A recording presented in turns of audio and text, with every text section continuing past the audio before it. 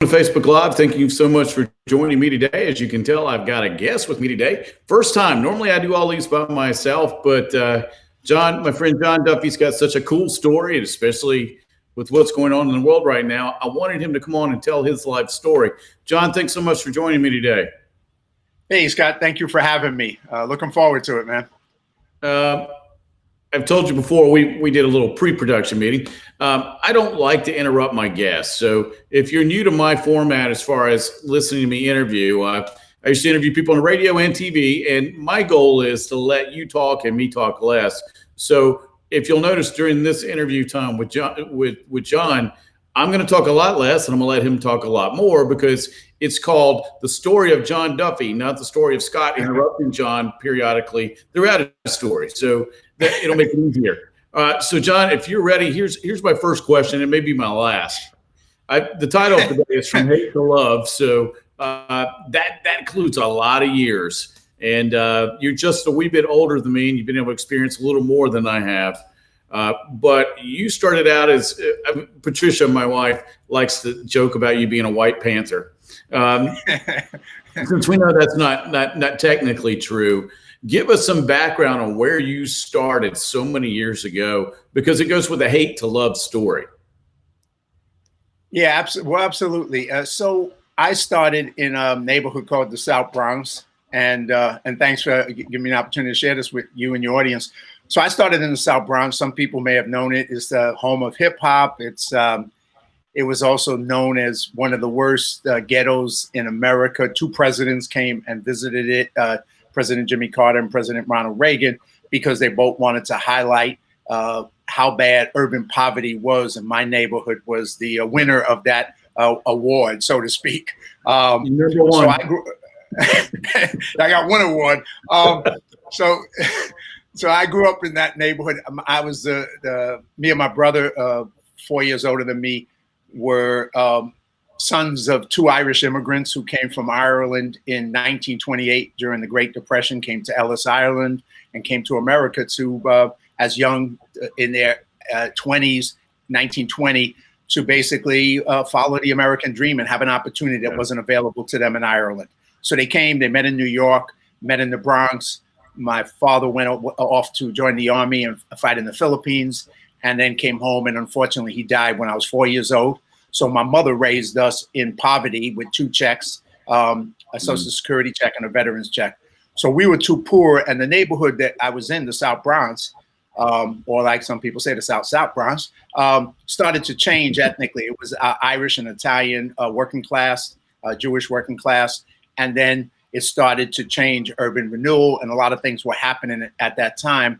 And so a lot of it created a phenomenon they call white flight. So most of the white ethnics moved out to better neighborhoods as the neighborhood started to decline. We were too poor to move, so we stayed. And I was one of just a couple of white families growing up in the South Bronx. So that was my home. That was my neighborhood. And at the age of 15, I dropped out of high school, and following in my brother's footsteps. I was and then when he tried to talk me out of it, I said, but you did it, man. So why shouldn't I? So, so I dropped out. Wasn't the best choice I made. Hopefully I've made some better choices in life. But anyway, I made that choice. And then I tried to get into public. I was in a Catholic school. I tried to get into a public school, and they wouldn't let me in except for a really bad one. And I chose not to do that. So I didn't, I was out of school. Then the 60s was happening. And in my neighborhood, all the protests, the political radicalization was occurring. So, I was around the Black Panthers in my neighborhood, friends who were joined the Black Panthers, people who joined the Nation of Islam, or what was called back then the Black Muslims, when the actual founder was alive. And so as a kid, here I was a 15, 16-year-old kid, alienated. My friends were all Black and Puerto Rican. And I started to buy radical literature. I started to read the Black Muslim newspaper, Muhammad Speaks, and also read the Black Panther newspaper.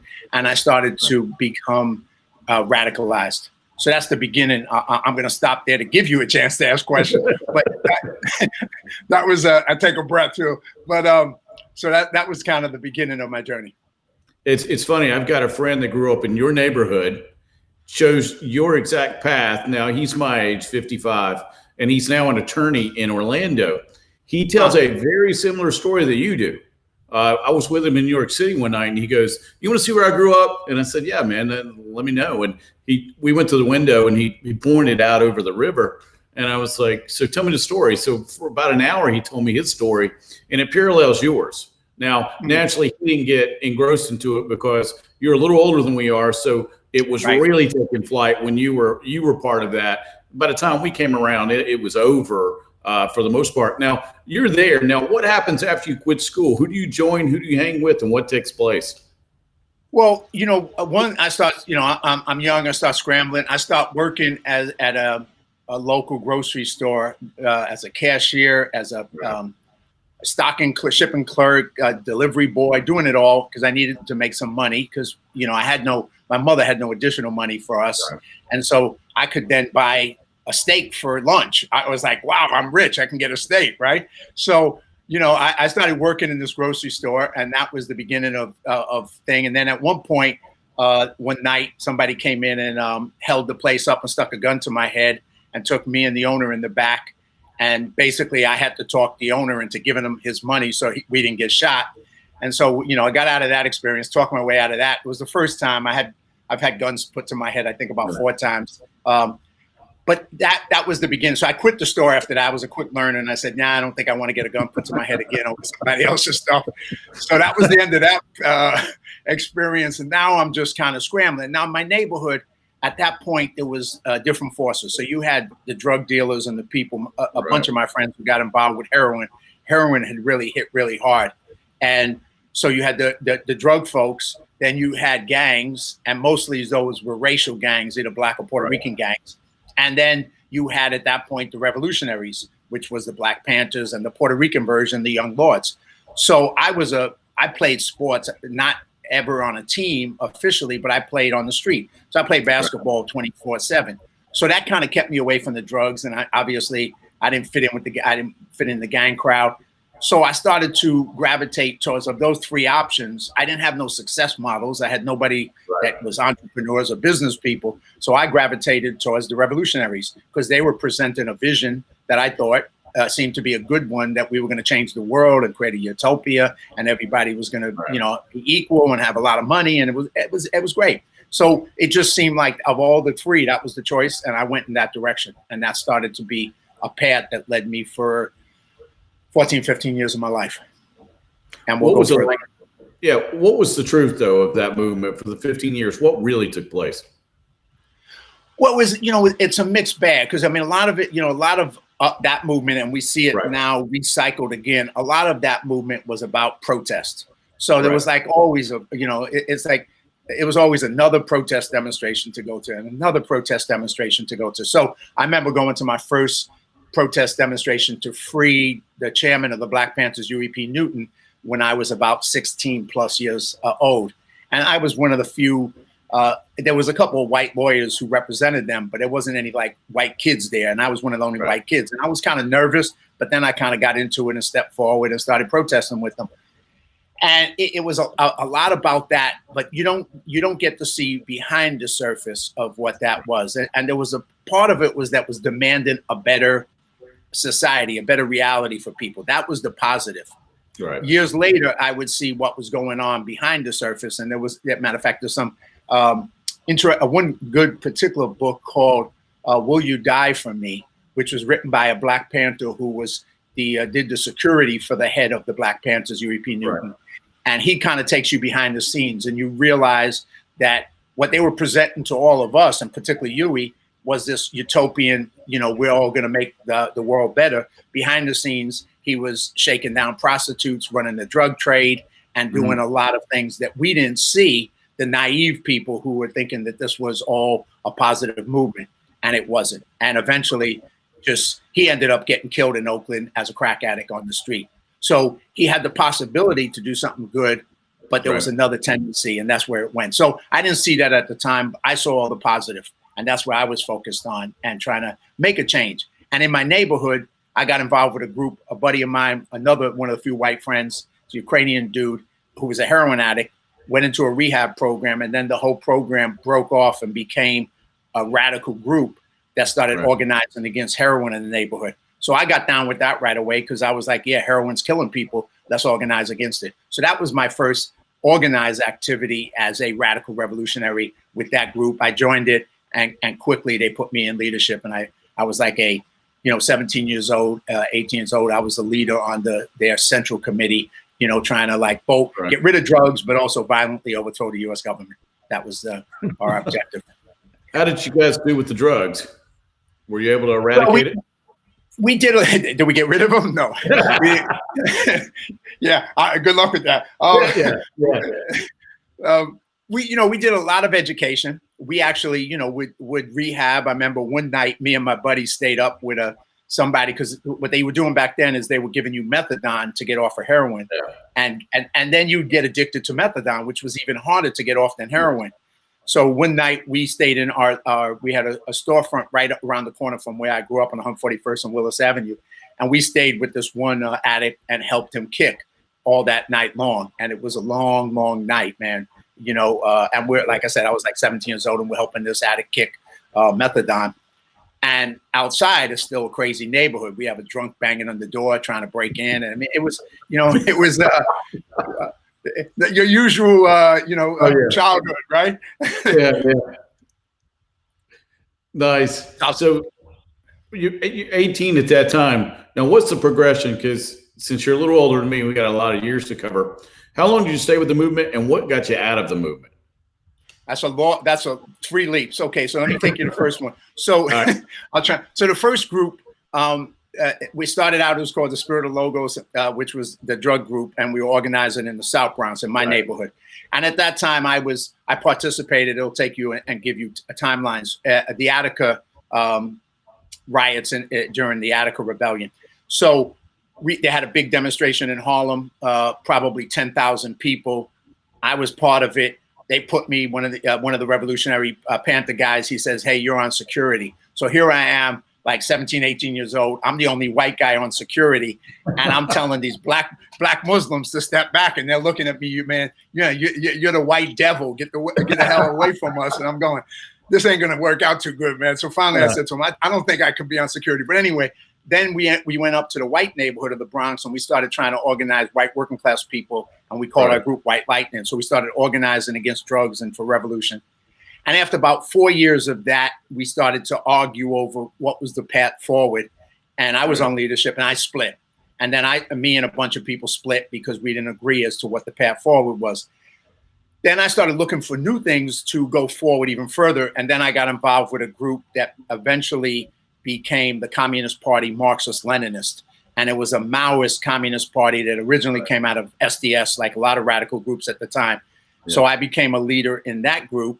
And then at the age of 26, still a high school dropout, I led a trip to the People's Republic of China, a group of young people, about maybe 15 of us, and met with the Chinese Communist leadership in Shanghai, went around Beijing, all the different places, and got a chance to meet with the Chinese Communists. So at that point, we were the group the Chinese was funding and using in America to help get their message and their program to overthrow the U.S. in practice. That was, of course, behind the surface.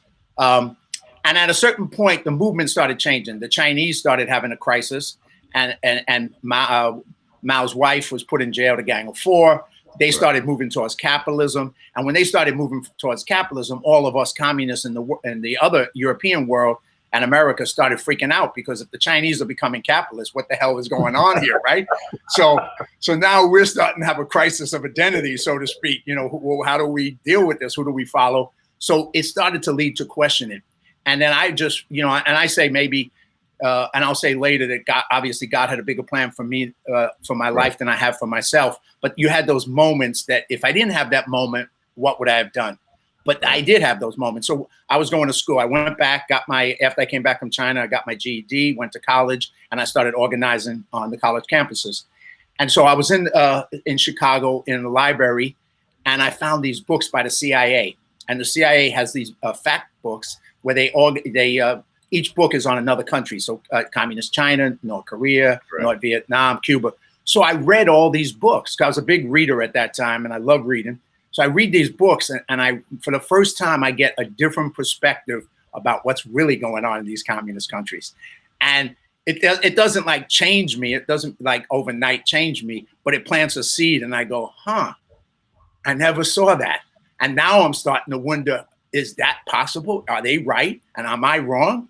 And so it starts to create that seed of doubt. And it was a good seed. It started me on a path of starting to question what the hype that the communists were sharing and what was the reality. And then I had a personal experience too with some Cambodian kids who were leftists, and we supported the Cambodian revolution of Pol Pot. And Pol Pot asked these Cambodian kids who were college students to come back and help the revolution. And of course they did. They flew back to Cambodia. They got off the plane on the runway, and they were shot dead because they were bourgeois. So the communists brought them back to kill them. So that kind of gave me another wake-up call: was communism good or was communism evil? And little by little, I came to the conclusion that I wasn't a communist anymore, A, and that B, I started to see that it was about power, and it was about evil, and it wasn't about what they said it was. So now I didn't know what I was anymore, because I spent 14 years, my whole identity was tied up in that. And now I had to recreate myself and start all over and say, who's John Duffy and where do I stand in the world? And so that took me into another phase of my life. Yeah, it's amazing to go back and read now what really took place there. I used to teach American history and world history, and I got to teach that sequence of time. And believe it or not, you're the only person I've ever personally known that was part of it. Out of all the people I've known, you're the only friend I have that was actually part of that movement, even though I taught it all the time. So now you've got an awakening. Yeah, now you've got your wake. Now what? Well, then it's like you kind of get lost for a little bit, and also I left Chicago when I split with the organization. The organization fell apart because a bunch of us split, and they tried to keep it going, but they lost their momentum, and they lost their religion, so to speak, their communist atheist religion. So they lost that religion, right? So now I'm home, and I'm scrambling again. I got to survive. I've never been gifted with a lot of money in life. So life's always an economic struggle, right? So I get back to New York, and I start doing anything and everything. And so another moment happens, another God wink or a God slap, whatever it was. And so I'm overweight. My nephew pokes me in the stomach and says, "Hey, it's the Pillsbury Doughboy." And I'm like, I'm gonna kill this little kid, right? And so I go on a fast. I drop, I drink water for 2 weeks. I go get a job at Jack LaLanne, and I become a health instructor. So that shifts me in a new direction, right? And now I'm just like, and now I get introduced to motivational stuff. I start, one of my sales managers gives me motivational tapes, which I found weird. And then I found myself going, and learning and starting to realize that there was a lot broader ideas, and that I had especially growing up as a high school dropout, growing up in the South Bronx, reading only Marxism for 10 years of my life, that I started to realize there was a broader world. So I started getting introduced to motivational ideas. I started listening to all different types of political ideas as I started to try and figure out, what do I believe now? And little by little, I found myself shifting my beliefs, becoming more mature, and becoming more taking responsibility. So I start rejecting, because, to get back to this thing from hate to love, one of the things about Marxism, and we see it now in this whole particular movement right now going on here, is Marxism is a philosophy of hate. Right. Marxism is a total philosophy of hate. It's hate those who have more than you. Hate the rich. They're the cause of all your problems. And Marx himself was an alienated guy whose family wasn't ever going to be successful in society for all different kinds of reasons, including that they were Jewish and the ethnic reality of that time. So his philosophy was, well, all those people are evil who have the success and money. And if we could just put a movement together, we can take their money and their power and redistribute it to us, of course, and we could be in power. So that movement was, and it continually is, always promote hatred towards those who are more successful, achieve more, and accomplish more than you, because it's their fault that you're not successful, which is totally BS, because it's not that, and that's not reality. But that's and especially now with the college professors and what's in our movement now in this present era that we're going through, that's what it is. So it is a philosophy of hate. Yeah. So you and we know that. I mean, if you're just tuning in, this is John Duffy, my guest today. John and I are both what you can become once you let go of drugs, alcohol, hate, anger, you name it. And John's got a happy ending, which we're going to get to. Now, John, you've discovered it. Now you go out and speak now. What got you to Hollywood? Well, once again, we'll say God's plan. I'll give it to God. I'll plan on him. But, my life has always been about doors opening. And because I've been, I guess, curious and also willing to grow, I'll go through that door. So when I started coming back to school, I eventually got my BA in New York. And then I went into City College for a master's in creative writing. And they had a class that was on, I don't know, acting for writers or something. I forget what it was, improv. And so I had to get up and improv in front of the class. And I was terrified. And I got up and I was like shaking and everything. And I did this improv and I'm like, I get down and I'm like, my hands are still shaking. And then my brain goes, you got to get over the fear. You got to study acting. So I start taking acting classes. And next thing I know, I'm in a play and acting. And now I'm an actor. And now I never finished the master's and I pursue acting and I become an actor in New York and I act in film and theater. And then at a certain point, I run into Tony Robbins and I do a fire walk, and that opens up a whole nother world for me. And that all kind of comes together in a package, which eventually leads me to California. And in California, I go there, one, to get away from what's happening in New York. A lot of, people dying around me and just I get to California, I'm acting. I become a counselor in Hollywood with runaway kids for 2 years, counseling kids. And I'm pursuing my acting. And then a door opens up again with a buddy of mine who starts directing rap videos. And he says, hey, why don't you become my production manager? And I go, what's that? And he tells me, I go, yeah, that's easy. Let's do it. So now I'm his production manager, and I move from that into line producing feature films. Same way I bluff my way in, say, yeah, I can do that. I've done that. Yeah. And of course I didn't, but then I do. And then I go on to, produce and line produce over 35, 40 feature films. And so once again, it's like doors open, and I would always go through and grow in the process. And if I didn't know what it was about, I'd learn and become competent in it, and then I would achieve it. So it was always that. And the experience with Tony Robbins as a motivator, mentor, opened my mind to the whole philosophy of taking responsibility for your life and being willing to do whatever it takes to achieve the results in a positive direction that you want to do. And then also impact other people in a positive way, as opposed to the negative way that Marxism and the left does. Okay, people are going to be mad at me if I don't have you list some of the films you've been part of. Okay, well, I'll try and give you. So one fun one. A fun story. I got to give you fun stories. So we did this movie, Who's Your Caddy, which is kind of like a takeoff on Caddyshack. Everybody knows Caddyshack, right? So Who's Your Caddy, a buddy of mine wrote the story. It was about black rappers who weren't able to get into this exclusive golf club, even though one of the guy's fathers was a caddy. So eventually, and it's a comedy. It's everything. It's funny as hell. And so we filmed that down in South Carolina. And so Who's Your Caddy was one, and we had a bunch of rappers. And matter of fact, Lil Wayne came and performed a song in the movie. And about a year after it was out and everything, we see this thing online, and the director says, "You're not going to believe this." He calls me up. He says, "Look at this. President Clinton was being interviewed, and he said Who's Your Caddy was his favorite movie of all time." And I went, well, I'm not sure it classifies as being the favorite movie for anybody, but whatever, man, we'll take it. We'll take it. So that's one. I did a horror movie with Dennis Quaid that we did down in Texas, Beneath the Darkness. A little while ago, we did a faith-based movie called A Sunday Horse, which is a true story about a woman, a Christian woman, who overcame all these odds and was in the horse equestrian jumping world. So we did that. What else? For a little while, a bunch of horror movies, but I'm moving towards now, projects that are, I personally love.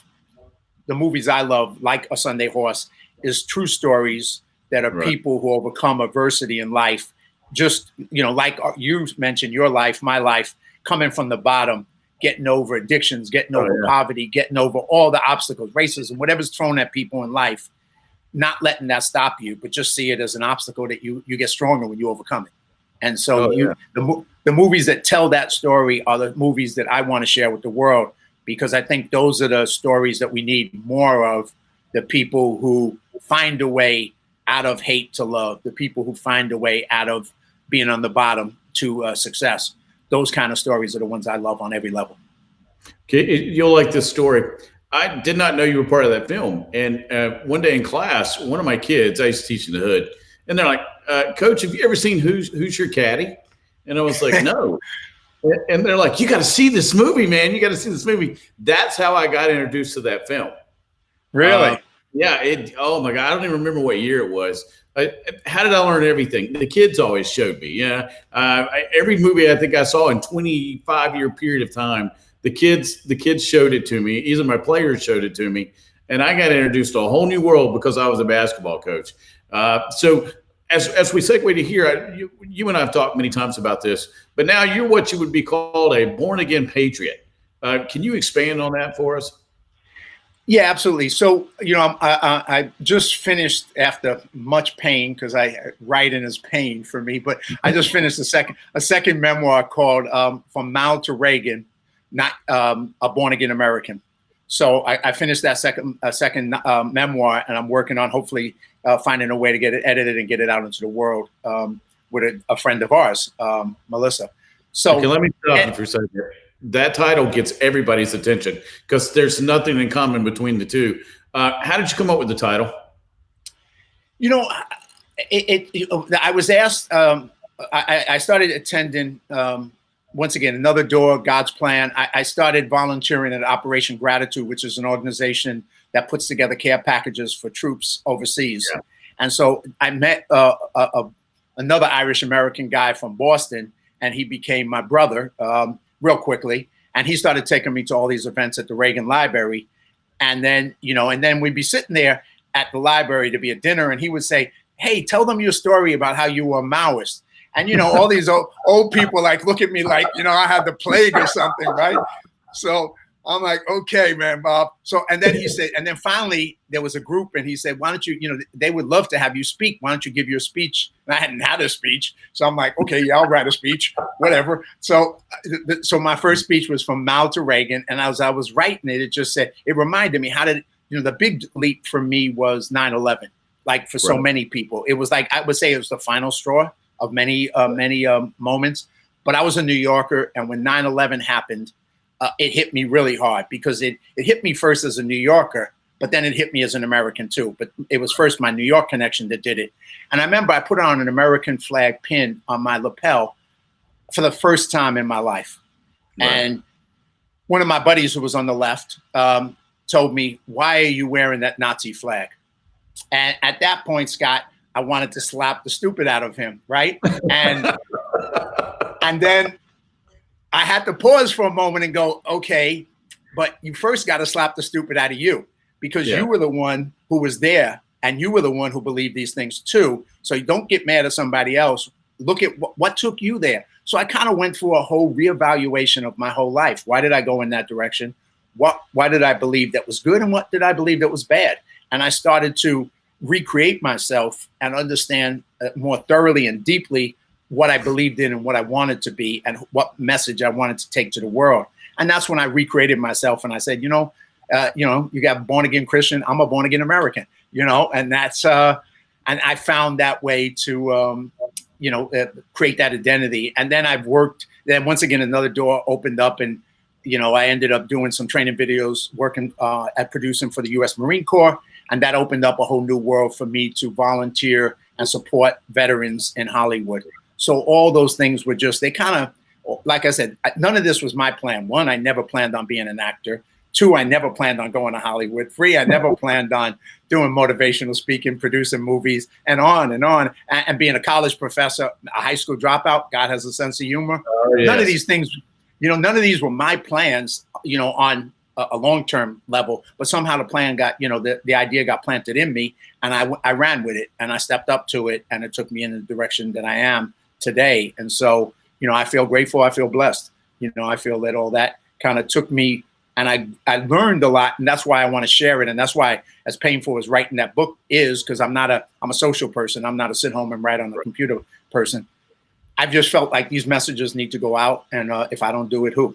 So I was given the story, I was given the experience, so I guess I got to do it, right?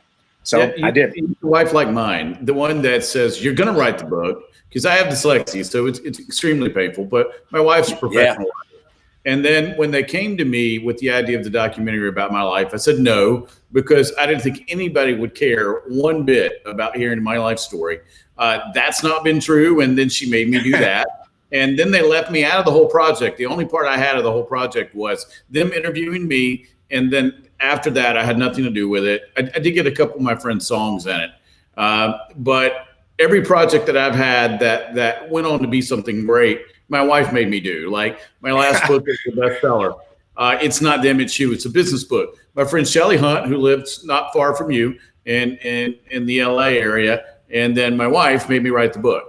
And then my friend, I had a friend, Forbes. Forbes came and interviewed me. I didn't want to do that either. And then they all cornered me at a Mexican restaurant in Las Vegas to do the interviews. And then it went on to, to be what it is now. So I'm telling you, get a wife who's bossy, and then everything will happen. Well, I haven't had that. Got a wife, but it hasn't led in that direction. So I kind of got to be the person who forces me to do it. But yeah, you're blessed, man. You got somebody who tells you do it, because that's a lot of times what we need is that external pressure on us to make us. Because I can make excuses for days to myself. It's like, yeah, I'm going to write today. Yeah, sure. Yeah, but I get up in the office and she's going, "You done it yet? You done it yet?" I love it. I love it. She's probably going to kill me at the end of this because she's listening. So, but honey, it's true. That's what you do to me. And you're lucky. And you're lucky, man. So, as for one, I'm not done with the story, but how can people reach you? Well, probably the main way right now is I'm on Facebook. That's probably the main way, and direct message me on that. I'm at a point I got to try and open up more space because I'm at that magic 5,000 number. But I'm also on Twitter. I use that differently. Those are the two main ones. I had a blog called The Glass is 3/4 Full, but I've kind of let that go dormant for a while. I may restart it up at some point. But Facebook, let's say Facebook, and hit me up and do a direct message to me. That's probably the best way. Okay. As everybody can tell, I've got his correct spelling. Now, we're not done with the interview, but I like for people to go ahead and be able to look people up while I'm talking to them. All right. So now you're a born again patriot. Let's go forward. What are the projects going to look like in the future for you? Well, it's just, once again, I've done a bunch of speaking, and I hopefully will do more on my Mao to Reagan story, A Born Again American. I've done a bunch of speeches like that at different organizations, women's organizations. I mean, once again, I go, really? Me? The Freedom Foundation gave me a George Washington Award. Now you're going, the kid who was trying to overthrow the U.S. government gets a George Washington Award from the Freedom Foundation. I mean, how freaking strange is that, right?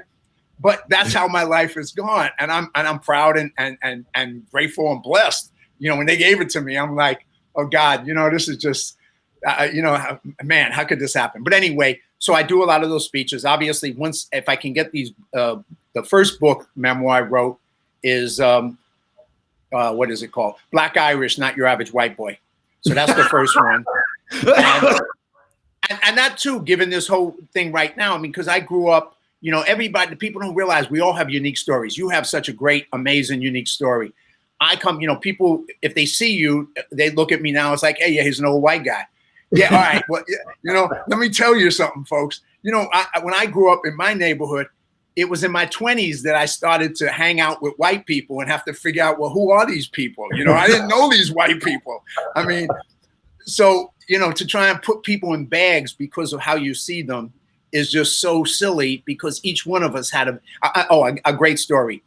In my 20s, I had a phone call with somebody who we were going to meet up, and that was in my radical days, and he was going to join our organization. So we do this phone call. We set up to meet on 14th Street in Manhattan.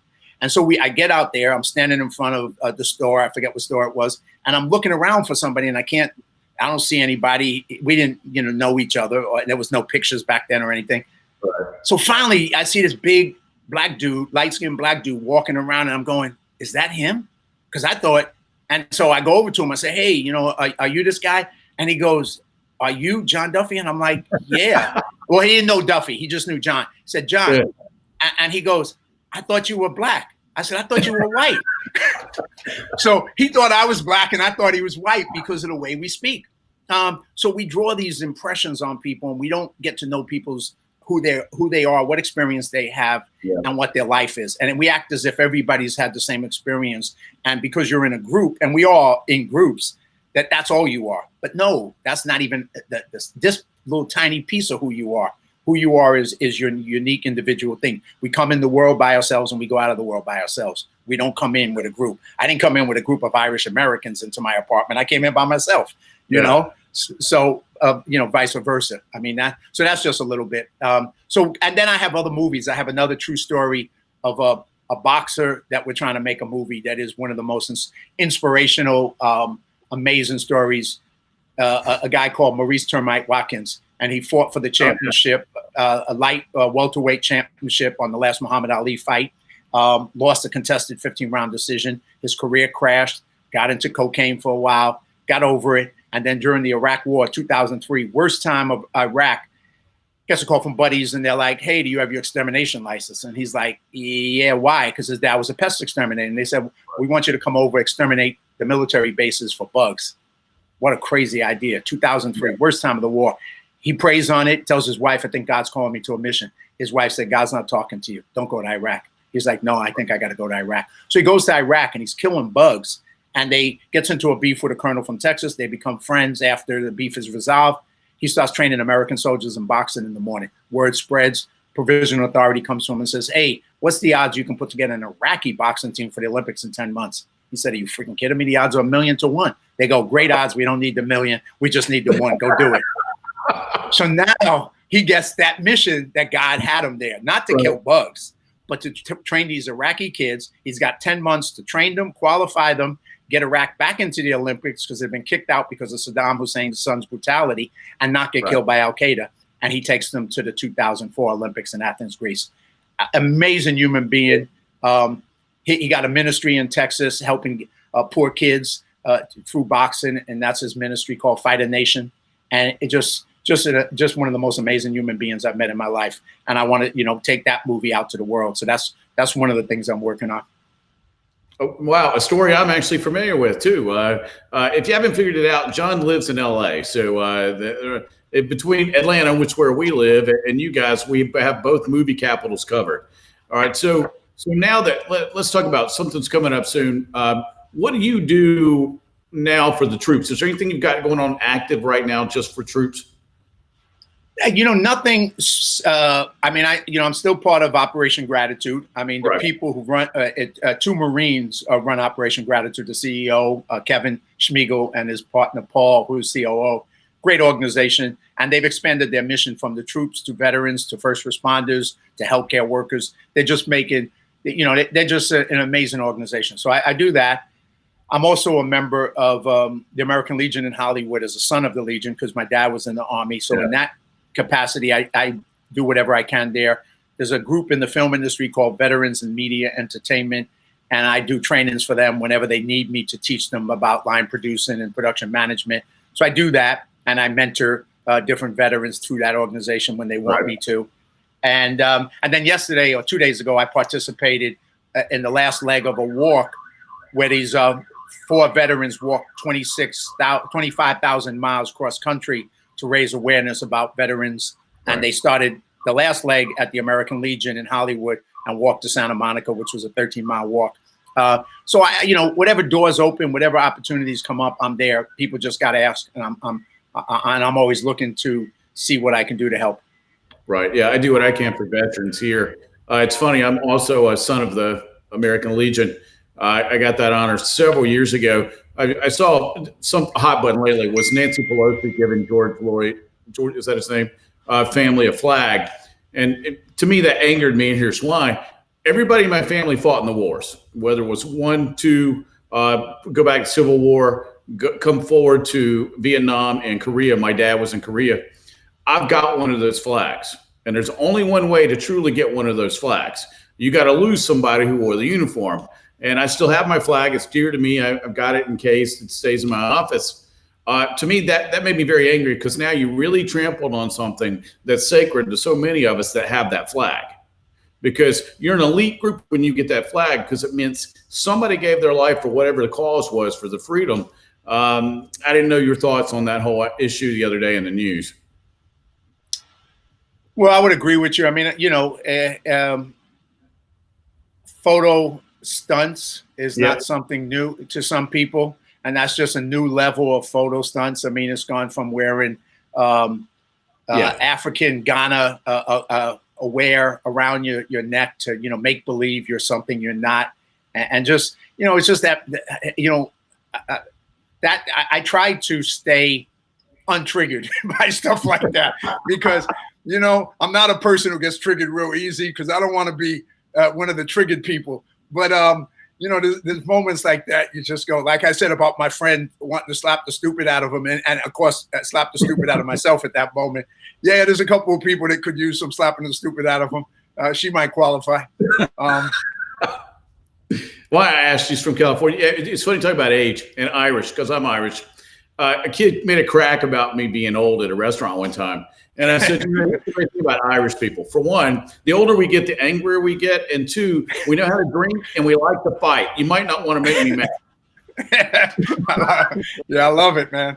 I told the kid, it's like, you don't ever know who's standing in front of you, because you don't know who I used to be. And you don't want me to go back to being that guy.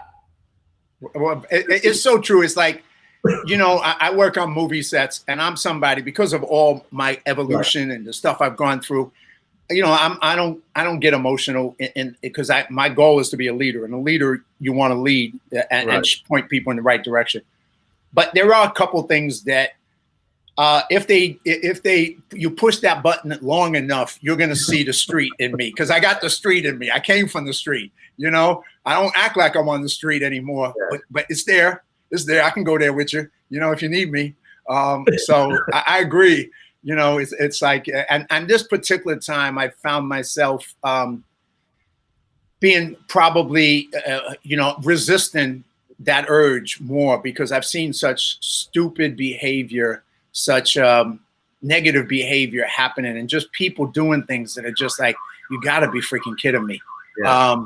And it hits me on an emotional level, and I got to, pause and not go into reaction, and remember that I have a choice to not react, and I have a choice to choose what I want to do with that particular thing. And I'm most of the time I've been good about that, but I've had a moment or two. We all, I don't know if you ever seen this song, "I'm Only Human." I love this song, but that's the bottom line, man. I'm only human, and you can get me to that place as well. So. Yeah, sorry, we got somebody's car's going off in the outside. We both live in big cities. I have a little blonde that walks around, and she constantly reminds me, "You're a pastor. You're not that guy anymore." And then we were somewhere one time, and she goes, "It's okay if you want to go street on this guy." Well, I've had some strange things happen, and recently I had something that bothered me. It was just because in this era, the media in particular, and big technological companies, Twitter, Google, etc., they're really playing probably one of the most negative roles that has ever been played. And the manipulation that they're doing to create division is unlike anything I've seen in my lifetime, because they're really trying to divide us. And it's so easy to let them win that battle by letting them divide us. And so, to, like you as a pastor, to be able to, or like I heard somebody say the other day, we're given a situation of as if there's only two choices. You're on this team or you're on that team. You're with us or you're against us. And this particular pastor said, no, I'm on a third team. I'm on God's team. And that ability to realize, don't let media, don't let big tech, don't let them put you into a division, because that serves them. It serves them financially. It serves them politically. It serves them ideologically. Don't let them put you into where they want you to be. step away from that. Be the person that's on God's team. Be the person that's on what I call Team America, and be the person who tries to unite people and finds a way to not let myself or any of us get manipulated and played by them, because they're playing us, and they're playing us for their benefit. And I'm choosing not to be part of it, you know, and that I have a choice. If I had other choices, I would, you know, find a way to say, you know, let's create an alternative to some of these big tech companies, and you know, let's see if we can destroy their source of financial income, because they deserve, in my opinion, to take a beating of one sort or another. Yeah, my friend Aaron Saxton, who's a media giant now in the New York area, introduced me to the owner of MeWe. It's the alternative to Facebook. Super human being, and his whole goal was to be able to give people like ourselves a platform to just be able to meet each other, talk about our kids, or whatever, because it was 100% safe. MeWe, if you don't know what it is, check it out. Now, let me close with this, because we're about to run out of time. You and I both have been on one side of the law, and now we're back on the right side of the law. And I used to tell kids this all the time when I'm teaching, America's a one-of-a-kind place to where these freedoms and liberties are one of a kind. In your definition, what's so great about America?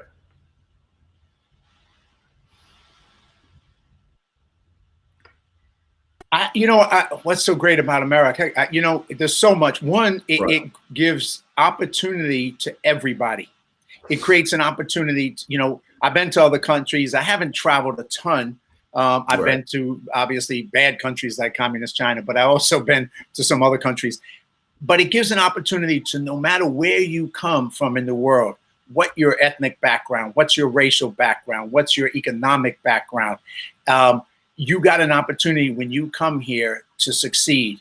And, you walk down the street and it has the most diversity in some cities and in some places than anywhere in the world.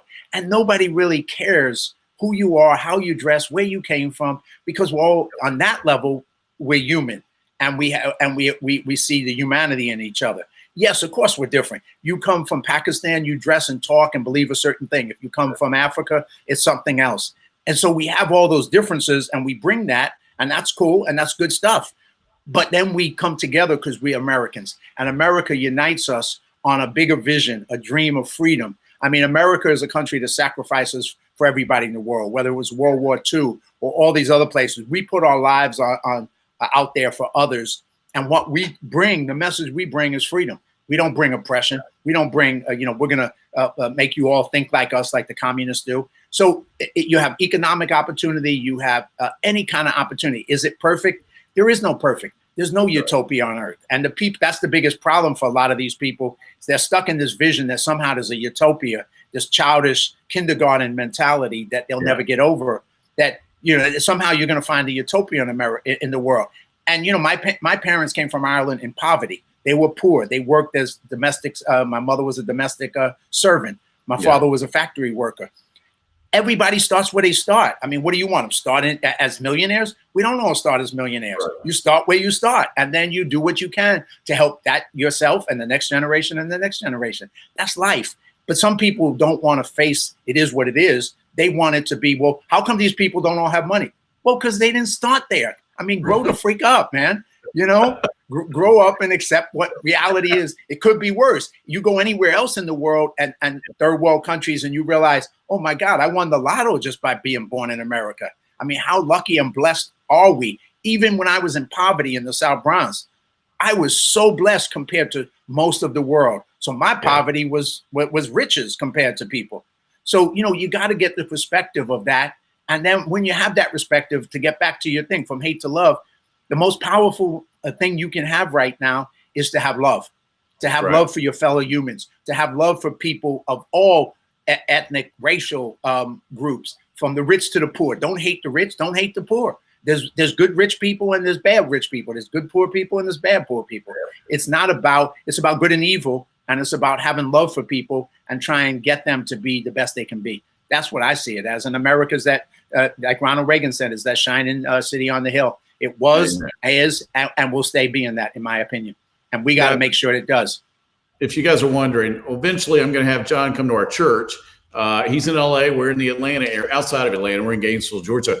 We'll have him with us eventually. And John, we're going to come out and see you too. So Don't think it's a flight worth it. John and I met from my baby sister, Melissa, who's a writer, a movie producer. If there's something out there, she's done it. Her claim to fame used to be she's one of the experts in technology. My baby sister speaks 12 languages fluently, and on and on and on. So now she's not my real baby sister because I didn't have the family I wanted. I made my own family. I have a twin. I have a baby sister. I have a mom and dad, both Jewish. And so I took a little of everything. The Irish went out and got Jewish people to be his parents, and the baby sister who's also Irish, I think. So the Irish have to stick together.